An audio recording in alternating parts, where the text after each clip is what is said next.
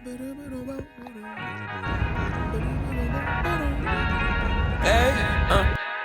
to whoever may need this nugget of encouragement.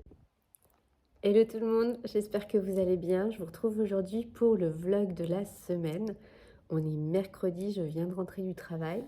Je vais prendre un petit goûter avant de faire tout ce que j'ai à faire. J'ai plein de trucs à faire. Il faut que je fasse un gâteau pour cette semaine. Je vais faire un gâteau yaourt, tout bête. Il faut que je fasse des yaourts. Il faut que je peigne un dessin que je veux offrir à ma maman parce que c'est son anniversaire. Donc lundi, j'avais ma fille. Aujourd'hui, c'est ma maman. C'est vraiment la semaine des femmes de ma vie. Et du coup, c'est assez drôle parce que c'est une semaine où je célèbre ma fille et ma mère. Donc c'est à la fois être mère et être fille. C'est très drôle, très amusant comme période, comme semaine pour moi. Ensuite, qu'est-ce que je vais faire? Il faut que j'aille m'occuper du linge parce que je sais pas pour vous, mais chez moi, la vie avec les ados, on a l'impression que le panier de linge sale ne désemplit jamais. C'est un puits sans fond, cette affaire. Donc il faut que je fasse mon dessin, il faut que je m'occupe du linge, il faut que je fasse de la cuisine. Donc on a pas mal de choses à faire aujourd'hui. En plus c'est bien parce que là cette semaine j'ai mon jour de repos vendredi. Donc on va pouvoir se suivre sur toute cette fin de semaine un petit peu, petit bout par petit bout.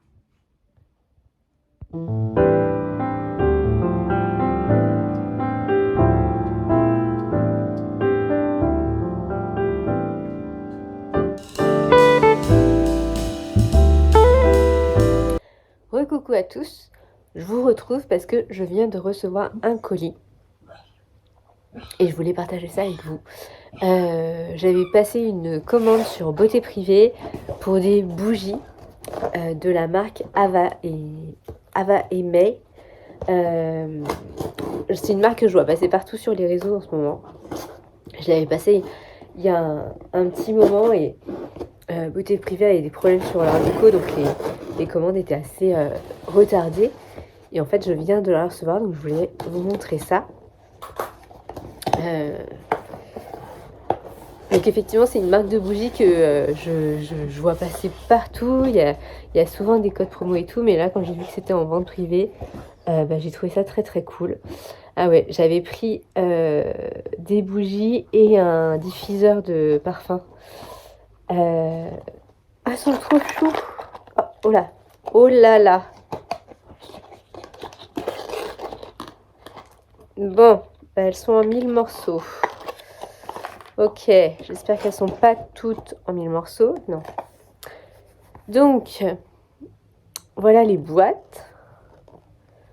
J'espère que ça va, hein, parce que... Alors, celle-ci est scotchée. Comment j'enlève ça? Avec le ciseau. J'en ai une qui est complètement brisée. Du coup, je vais devoir faire une réclamation, je pense, à la marque. C'est pas très cool. J'espère que ça va. Ouais. Ok. Le pot est très joli. Voilà. Il y a un petit capuchon en bois. Oh. Ça sent très bon. C'était laquelle, celle-là? Alors, c'était des éditions limitées. Celle-ci, c'est Persia. Est-ce qu'on vous dit à quoi elle est? Non, je me souviens plus du coup. Ah si, figue noire, néroli et jasmin. Ah, celles-ci, elles sont très bon. Ensuite, nous avons celle-ci. Elles sont trop mignonnes, hein, qui est pinot noir. Voilà, tout va bien sur celle-là aussi. Donc toujours le petit capuchon en bois. Oh, ça sent très bon. Alors, pinot noir, je crois que c'est quelque chose de très fruité en fait. Ah ouais. Ça sent les fruits rouges. Voilà. un bonheur. Bon, alors, voyons voir celle en 1000 morceaux. Est-ce que c'est vraiment... Ah là là, ouais. Elle est dans un sale état. Hein. Je sais pas si vous voyez. Bon. Ah ouais. Ah, c'était la gaufre belge. Ah, j'adore. Ouais, va falloir que j'écrive à Beauté Privée. Je vais... Ça va être long. Ça va être long parce qu'il m'a du temps à répondre.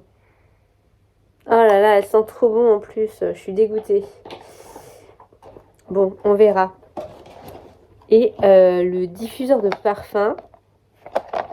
Donc, qu'est-ce que j'avais pris? Santorini Grèce.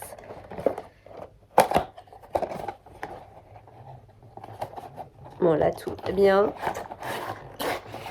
Donc, vous savez, c'est les petits capilina, là. Ah ouais, le pot est très, très joli. J'aime beaucoup. Les petits bâtons.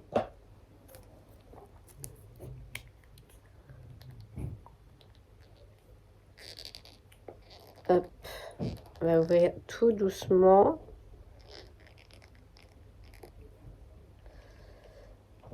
Hop là.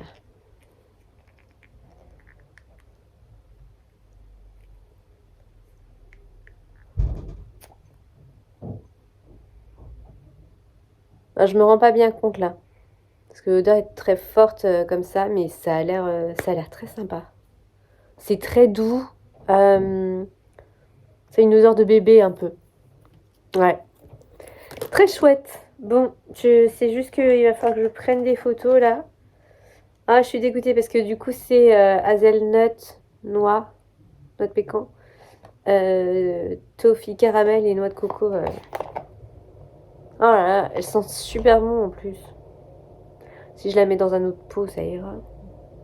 C'est dommage quoi. Bon, à voir.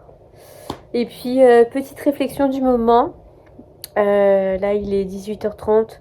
J'ai fait à manger, je me suis occupée du linge. Et en fait, je réalise que je vais pas avoir énormément de temps pour créer là, ce soir. Je suis en retard dans mes posts, dans mes publications de la semaine sur Instagram. Parce que j'ai pas eu le temps de programmer des choses et de faire des choses en avance pour cette semaine et la semaine d'après. Là, j'ai plus de posts de près.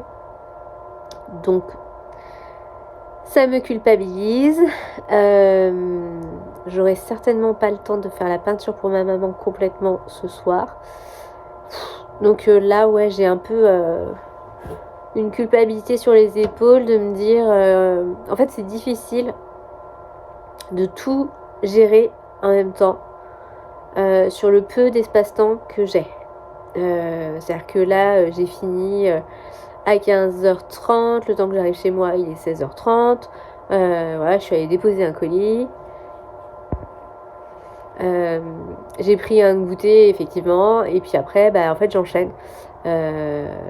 M'occuper de la maison, m'occuper des poilus, m'occuper des enfants.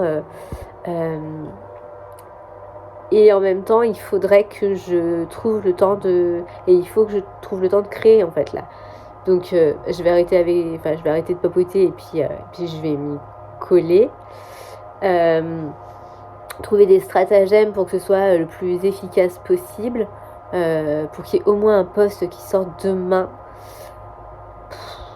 Normalement, je sors un post le lundi, mercredi et vendredi. Mais là, je suis même pas sûre d'être prête pour demain. Et ça m'angoisse. Ça m'angoisse. Ouais, j'ai une culpabilité. J'ai une culpabilité à pas être disponible, à pas être assez productive, à pas être assez efficace. Et en même temps, je suis fatiguée. J'ai ma journée dans les pattes. Mais voilà. J'ai du mal à trouver du temps pour tout.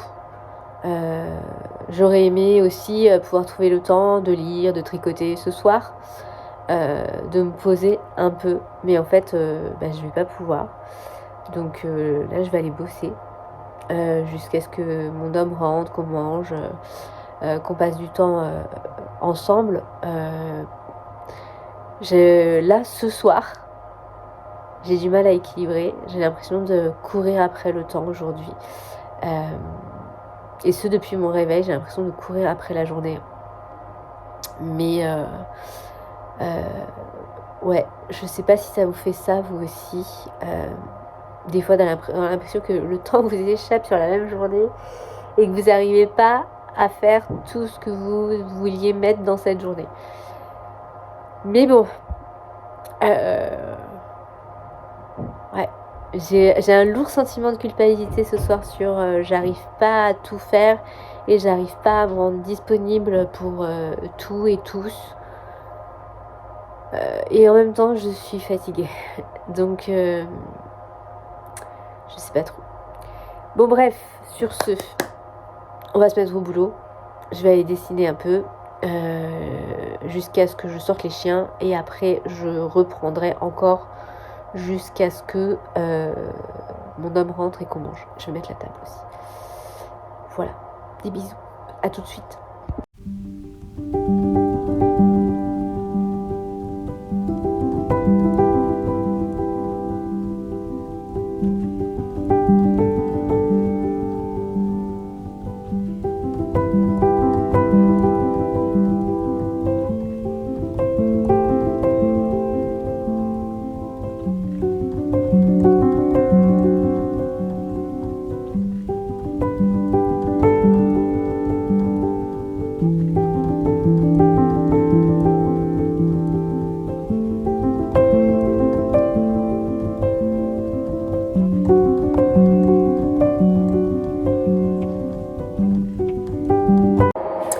Hello, je te retrouve, on est jeudi. Je vais pas tarder à aller travailler. Je voulais me lever très tôt ce matin pour emmener mon chien courir en forêt, mais en fait il fait un temps dégoûtant. Du coup, bah non. Demain j'irai pas non plus parce que j'ai d'autres choses de prévues, donc on verra ce week-end.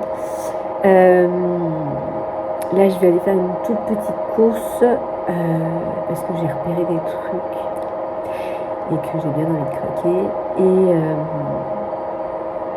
Et je te montre ça tout à l'heure quand je rentre. Et après je vais aller au travail. Donc il faut que je me dépêche. J'ai du coup pas pris le temps de travailler ce matin. Je me suis occupée de la maison. Voilà, c'est vraiment cet équilibre à trouver entre le travail alimentaire, tenir la maison et l'auto-entreprise. Et la vie et de famille, et la vie de couple, et les animaux, ça fait beaucoup, c'est rempli. Mais en même temps, on aime bien, hein, sinon on n'aurait pas fait tous ces choix-là.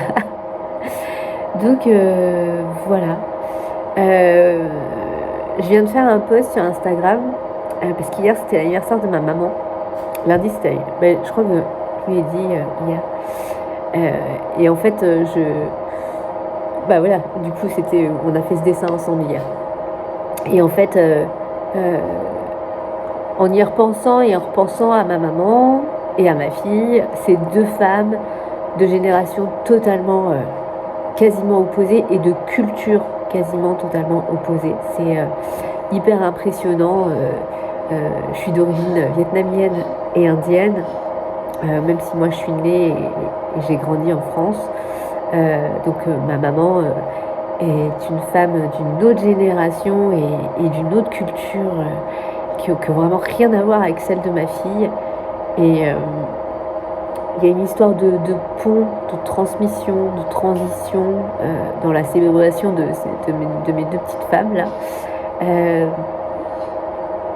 Parce que moi je suis coincée entre les deux, donc ce qu'il y a de drôle c'est qu'il y a à la fois ce positionnement cette semaine de être mère et être fille, dans tous les cas être femme, dans toutes ces époques qui sont complètement différentes les unes des autres, et dans toutes ces cultures. Et c'est vraiment faire le pont, faire le lien, le passage entre les deux. C'est assez intéressant. Je réalise aussi que toutes les deux, elles me transmettent des choses, elles me transmettent leur force. Elles sont très fortes dans leur génération, dans leur contexte, dans leurs environnements, dans leur conditionnement. Elles sont très résilientes, elles m'apprennent et elles m'apportent ça, la résilience, la capacité de la femme à se lever les matins, à relever ses manches et même à embellir, à apporter du doux, du chaud, de la paillette là où il n'y en a pas. C'est quand même une capacité très féminine et très forte, je trouve très magique. Elles sont très, très libres, très fortes. Je le dis beaucoup, hein, mais parce que c'est vrai que je viens d'une lignée de femmes qui ont pas peur, qui sont pas, pour le coup, qui sont pas des princesses, qui sont pas du tout des princesses. On n'est pas vraiment dans la famille, on n'est pas du tout comme ça. On n'est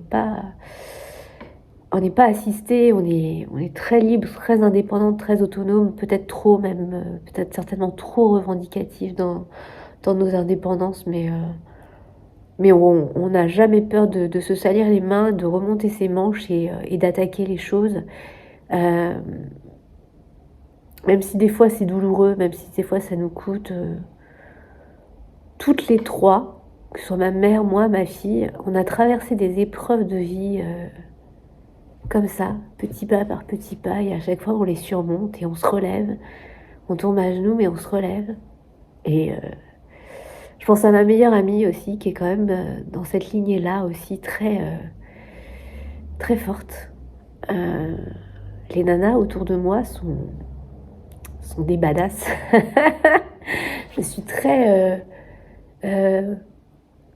pleine de reconnaissance et d'amour pour les femmes autour de moi, que ce soit dans ma famille ou que ce soit ma meilleure amie, que je trouve puissante. Puissante et vraiment pas fragile, quoi. Enfin, elles sont fragiles, on est fragile à plein d'endroits, mais ces fragilités sont des forces, nos vulnérabilités sont nos forces, et notre vulnérabilité, elle se positionne dans le fait d'être touchée par l'autre et dans le fait d'être malmenée par la vie, dans cette sensibilité où des fois on a l'impression de ne pas appartenir à ce monde-là. Mais malgré tout, elles sont là, on est là. Et ouais, on n'est vraiment pas des princesses, quoi. On n'attend jamais de l'autre, et encore moins de l'homme, et on devrait peut-être, qu'il prenne soin de nous, qu'il s'occupe de nous. C'est difficile. Ouais. Il y a tout un truc comme ça.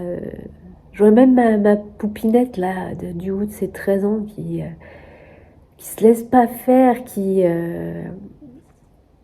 remet à sa place, qui affronte les trucs, et pourtant, même là, cette année, elle vit des trucs qui sont pas très cool pour elle, pour une enfant de 13 ans. Mais elle est là. Elle est là, elle trouve de la ressource là où elle peut. Ouais, je suis très fière d'elle, je suis très fière de ma maman, je suis très fière d'être sa fille, je suis très fière d'être la mère de ma fille. Je suis très fière de ma meilleure amie aussi. Si tu passes par là, je t'aime. Ouais. Les nanas autour de moi sont des guerrières. Voilà, bon, sur ce, je vais faire les courses avant d'attaquer ma journée de travail, moi aussi. Bisous.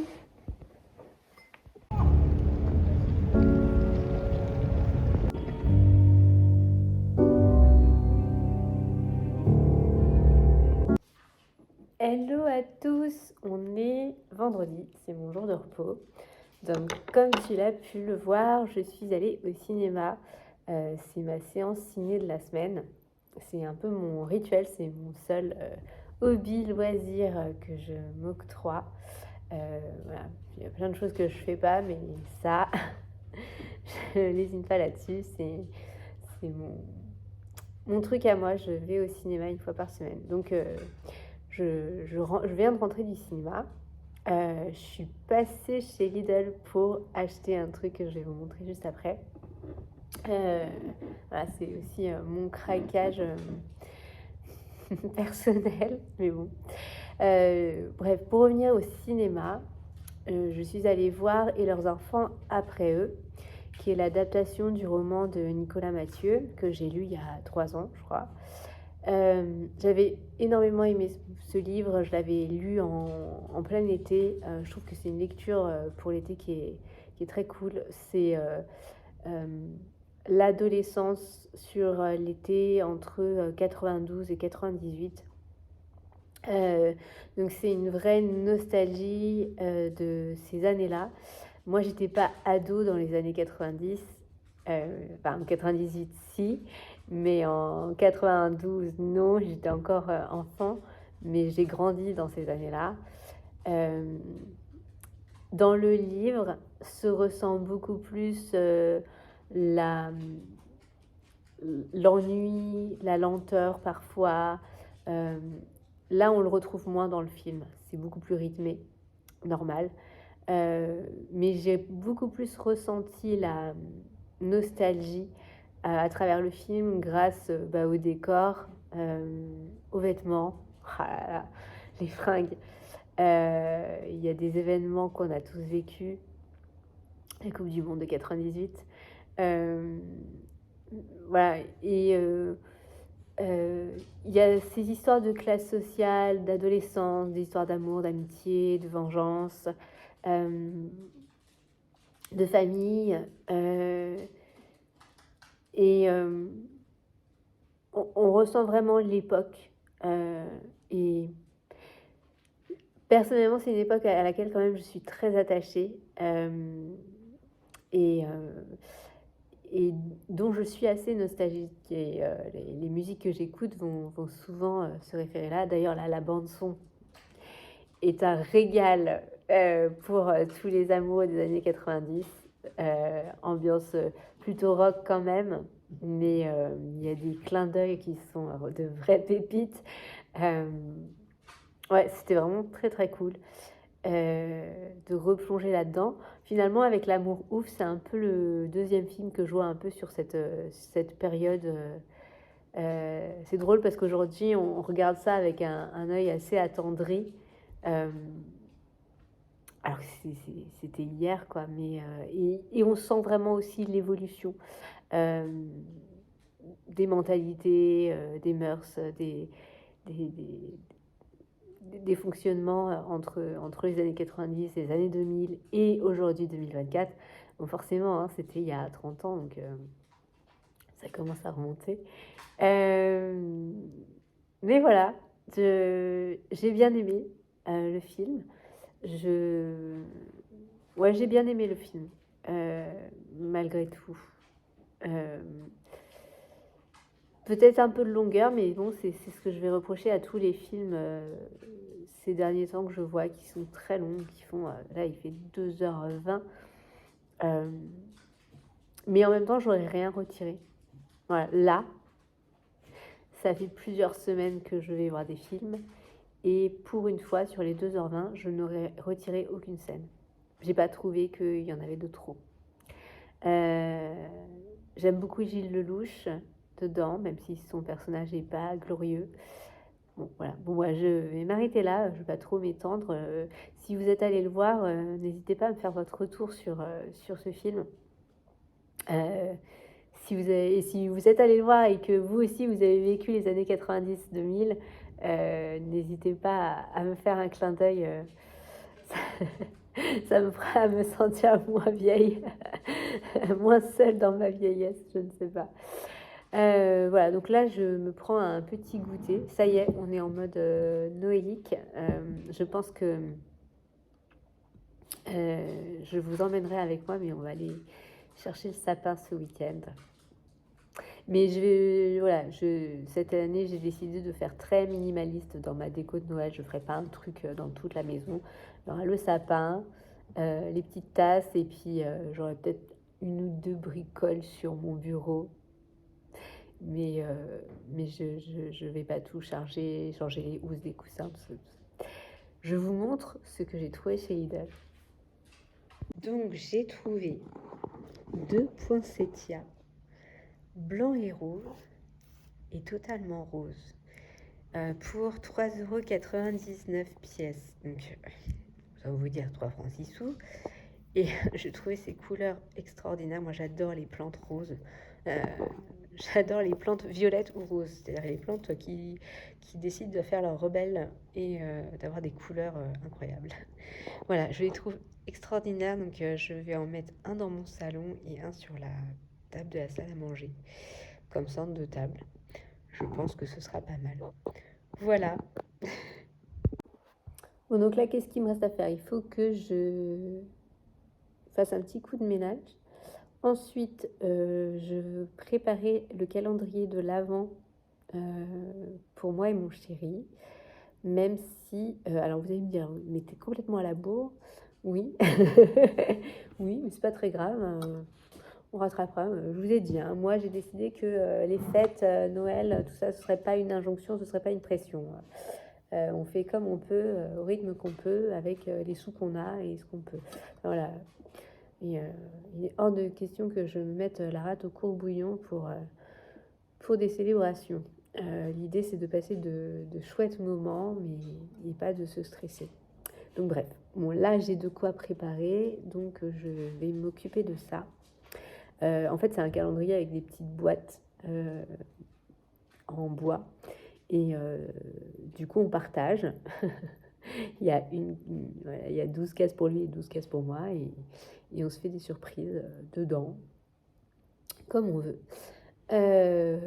Voilà, j'ai fait ça.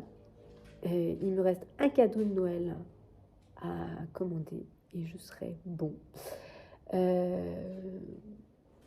donc je vais prendre mon goûter, faire mon petit ménage, préparer le calendrier de l'Avent et puis après je vais très certainement dessiner un petit peu. Il faut que je termine les cartes d'hiver, donc je vais faire ça. Je vais m'occuper de faire les finitions. Voire de commencer les visuels des marque-pages d'hiver pour pouvoir les lancer courant décembre, pour pouvoir les mettre en vente fin décembre certainement. Voilà, je vous laisse, je vais manger.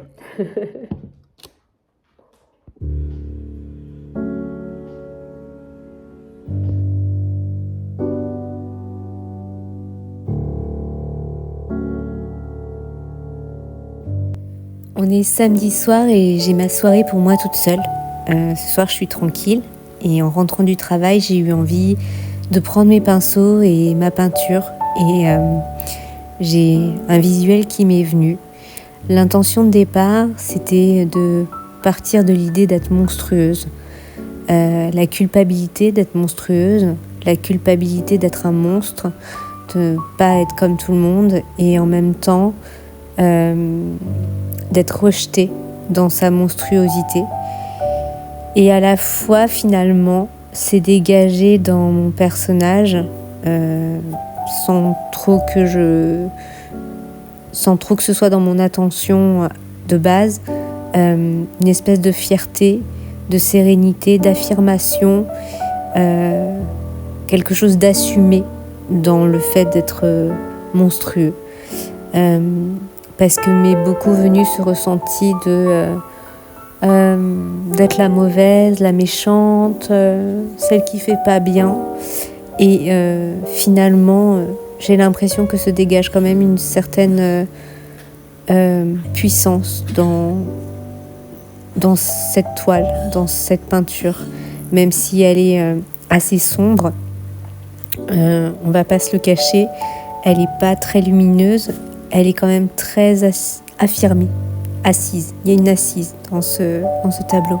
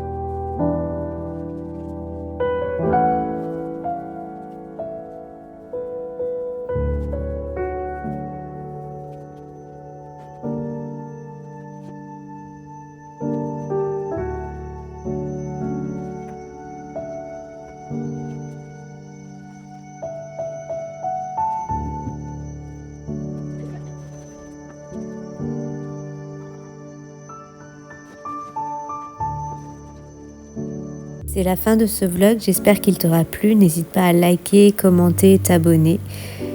Je te dis à très vite pour une prochaine vidéo et je t'embrasse bien fort.